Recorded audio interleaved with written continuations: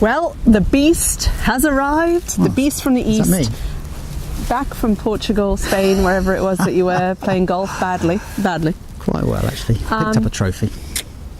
Don't like to boast about it. But anyway, yeah, the beast is here, but not for all of us snow. Green fields here, although for some of you, you have already had a covering of snow. We had a flurry this morning, but is it because, as someone kept asking me this weekend on the radio, it's actually too cold to snow? Is that an old wives' tale? Well, I said, look to Siberia where it's minus 20 and snowing plenty there. Yeah, I mean, it's a bit of a myth. Although, technically, the colder the area is, the less moisture it can hold, and therefore less ability to produce heavy snowfall. In fact, later on this week we're going to find that out, because as temperatures start to rise towards Thursday and Friday, that's when we could see the most widespread and heavy snow. We're talking about the B word, blizzards as well. We'll come back to it in just a second. Yes. But really, in the meantime, we've been looking at snow showers streaming in off the North Sea, and that'll continue into Tuesday and Wednesday. And there's something else to think about Tuesday as well, isn't there? Yeah, a little front coming in off the North Sea. I think it's going to generate some more sort of prolonged and heavy snowfall for a time across parts of northern England, maybe parts of the Midlands and Wales. So that's one to watch out for. Could cause some problems for the rush hour for sure, and there are warnings in force.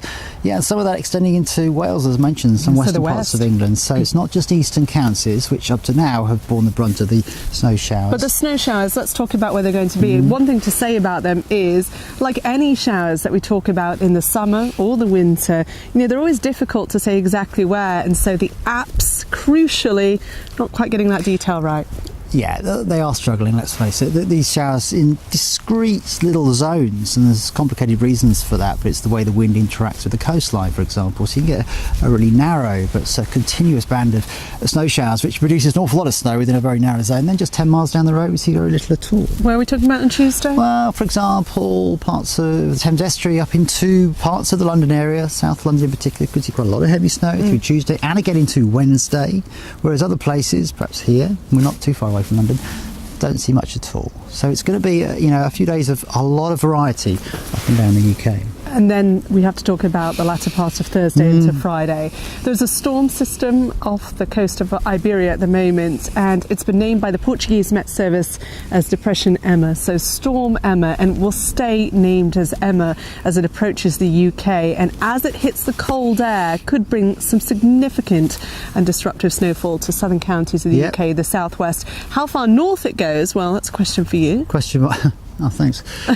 We don't know, frankly. It does look as if we're going to see some heavy, continuous heavy snowfall, initially across southern counties, pushing into Wales, the Midlands, eventually into parts of northern England. Perhaps the progress of that, how quickly that moves its way north, was very uncertain.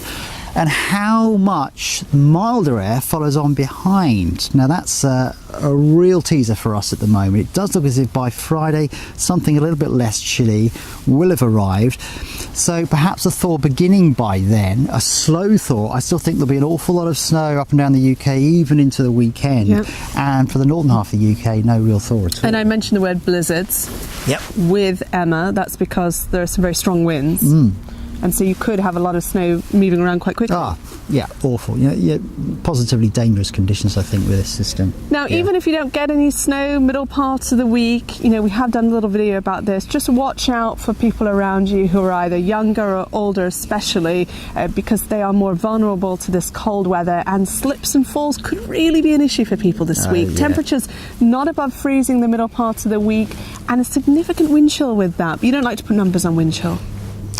No, you're gonna sort of see and hear broadcasts where they're quoting minus 10, that can be difficult to quantify. I think suffice it to say it's going to feel very, very cold, and you'll need to wear many, many, many layers. A sort of cold which hasn't happened for many years. Some places could well break their temperature records over the next few days. It could well be the coldest March day on record for some on Thursday. Wow, start of climatological spring as well. Certainly won't feel like it. Of course, we are here to answer all of your questions. We're on social media. On Twitter, we're at Weather Trending. We're also on Facebook, weathertrending.com page, and you can contact us via the website. In the meantime, he needs some chapstick for his lips, and maybe some gloves too.